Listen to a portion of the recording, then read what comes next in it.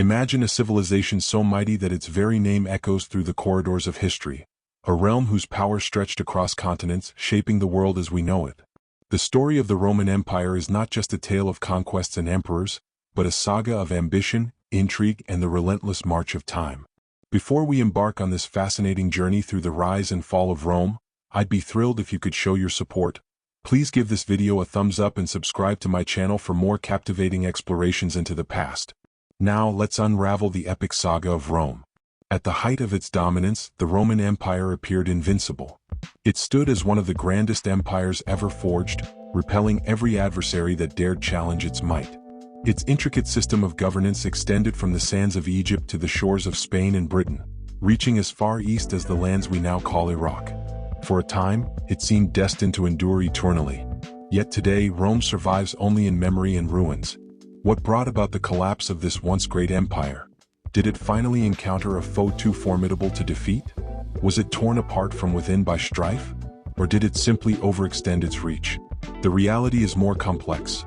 There is no single cause, and the decline unfolded over centuries. To truly understand Rome's demise, we must first revisit how it transformed from a modest republic into a sprawling empire. Initially, Rome was governed as a republic, its territory far more limited. The republic had replaced a flawed monarchy, yet the populace yearned for a more unified and decisive authority. One individual rose to meet this call: Julius Caesar, who became Rome's perpetual dictator in the mid-1st century BCE. He began to amass authority, earning popularity through his leadership and military triumphs. It soon became clear to his rivals that Caesar had no intention of relinquishing his supremacy. Fearing his growing influence, the Roman elite orchestrated his assassination, plunging the state into one of its greatest political upheavals. A series of civil wars erupted as contenders vied for control, ultimately leading to the rise of Octavian, Caesar's adopted heir. Octavian carried forward Caesar's ambitions, annexing territories such as Egypt and bringing an end to the Hellenistic age there. His power soon eclipsed even that of his predecessor, prompting the Roman Senate to act. They bestowed upon him the title Augustus, granting him the right to rule indefinitely, and soon, none dared oppose his authority. Ironically, those who had feared Caesar's dictatorship had paved the way for Rome's first emperor, and he would not be the last. From that moment, Rome shifted into a monarchy with a succession of rulers, some wise, others disastrous, and an insatiable appetite for expansion that would engulf much of Europe as well as parts of Asia and Africa.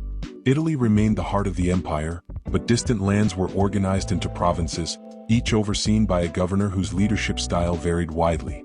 The empire's vastness made it impossible for a single ruler to oversee every region directly, so provinces retained a measure of autonomy, provided they paid their dues and avoided provoking the emperor's wrath. For a while, this arrangement seemed effective. The empire experienced a period of remarkable stability, known as the Pax Romana, lasting nearly 2 centuries. Yet beneath the surface, tension simmered. In the 1st century CE, religious disputes began to surface quietly.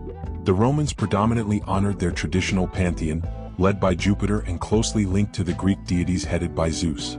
Their polytheistic traditions featured elaborate temples and a mythology filled with gods whose behavior was often as capricious and flawed as that of mortals. Tales of Jupiter's escapades and divine vendettas were common themes in Roman religion. Then a new faith emerged: Christianity. Rooted in the teachings of Jesus, a Jewish rabbi who was executed by Roman authorities, this fledgling religion was closely related to Judaism, which itself had faced frequent persecution. While some legendary accounts, such as Christians being thrown to lions, lack historical evidence, the Roman state viewed new religions as destabilizing forces. Yet stamping out a faith is rarely straightforward. Christianity remained a small, underground movement in its early years, and a prudent ruler might have focused on preserving order rather than targeting religious minorities. However, the nature of monarchy meant that leadership often depended on the accident of birth, and in 177 CE Rome's fortunes took a turn.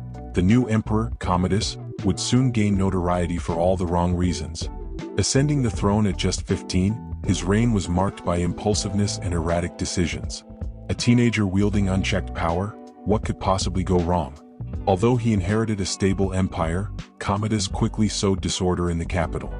His rule was characterized by caprice and authoritarianism, and he was infamous for his obsession with gladiatorial games in the Colosseum. He even took part in the arena himself, where his opponents were expected to lose quietly. Commodus cultivated a cult of personality, and his turbulent rule would later inspire Joaquin Phoenix's portrayal of a villain in the Oscar-winning film Gladiator. His reign ended as chaotically as it began. After 15 tumultuous years, Commodus was murdered by a wrestler in the Roman baths, plunging the empire into further turmoil. The Senate declared him an enemy of the state and destroyed his images, ushering in a period known as the Year of the Five Emperors. In 193 CE, civil war erupted. The next ruler was assassinated after only 3 months. His successor essentially bribed the Praetorian Guard to secure the throne, only to be deposed and executed within weeks. The chaos abated only when 2 leaders, Septimus Severus and Claudius Albinus, shared power, though each regarded the other as a rival. Rome's political landscape descended into utter turmoil, and soon the instability could not be hidden from the world. Many Roman provinces had long operated with a degree of independence and developed distinct cultures. As the central government fractured, these regions began to question their allegiance. Why not formalize their autonomy? With Rome cycling through a string of ineffectual and erratic emperors, the provinces started breaking away at a growing pace. The first major rupture was the self-proclaimed Gallic Empire, which encompassed most of what is now France and Britain. Not long after, Queen Zenobia led the Palmyrene Empire, sometimes called the Pomeranian Empire, seizing control of Egypt and much of the eastern Mediterranean, including key sites in the Holy Land. This period marked one of the gravest crises in Rome's history, but it also set the stage for significant transformation. The chaos of the 3rd century was ultimately quelled by a trio of forceful emperors. Aurelian, who ruled for just 5 years, played a pivotal role. At a time when Rome's weakened military faced relentless attacks from barbarian tribes and internal discord, Aurelian's battlefield expertise proved decisive. He crushed the breakaway Gallic and Palmyrene empires, repelled invading tribes, encircled Rome with formidable new walls, abandoned unmanageable provinces, and stabilized the economy. Under his brief but dynamic leadership, the empire began to resemble its former glory. Aurelian's successors continued his work. Diocletian, himself a seasoned military leader, reigned for 2 decades and shifted focus to restoring stability. He introduced a system of regional courts to tighten imperial control over the distant provinces, and his administrative and military reforms helped shore up the empire's structure. 5. Diocletian also became the first Roman emperor to voluntarily abdicate, retiring to his palace and setting a precedent for orderly transitions of power. 5. Yet, it was Constantine the Great who would leave an even deeper mark. His 31-year reign was among the most consequential in Roman history. Constantine introduced a new currency, expanded the empire's borders, and reorganized the army for greater effectiveness. His most profound legacy was his conversion to Christianity, reportedly after witnessing a cross in the sky before battle. As Constantine embraced the new faith, so did many Romans, setting Christianity on its path to global prominence. By the end of Constantine's rule, the empire had reached near its territorial zenith, stretching east to Byzantium. He established a dynasty by leaving the empire to his sons, and many believed Rome was entering a renewed golden age. But beneath the surface, problems persisted. When Constantine died in 337 CE, his endorsement of Christianity had dramatically increased the Church's influence in Roman affairs, sparking both support and resistance. Dissenters were executed, and their properties redistributed to the emperor's allies. Corruption spread among the well-paid military, and despite Rome's continued dominance, internal discord festered. After Constantine's death, succession disputes erupted. His sons initially shared power, but civil war soon followed, with local leaders seizing territories as military fortunes shifted. Nevertheless, the empire's core remained intact, and by 379 Theodosius, an accomplished general, rose to power, quelling internal strife. However, far more formidable dangers were gathering beyond Rome's borders. Despite the empire's vast reach, few could have imagined that nomadic warriors from distant lands would upend the Roman world. The Huns, fierce and mobile, swept through Asia and Eastern Europe, displacing the Gothic tribes who in turn sought refuge within Roman territory. The sudden influx of these so-called barbarians exposed the weaknesses in Rome's border management. Rather than integrating these newcomers or harnessing their martial prowess, corrupt officials exploited them, underestimating the threat they posed. This miscalculation proved disastrous. The disillusioned refugees soon took up arms, joined by other migrating tribes, and what began as a refugee crisis swiftly escalated into a full-scale guerrilla conflict.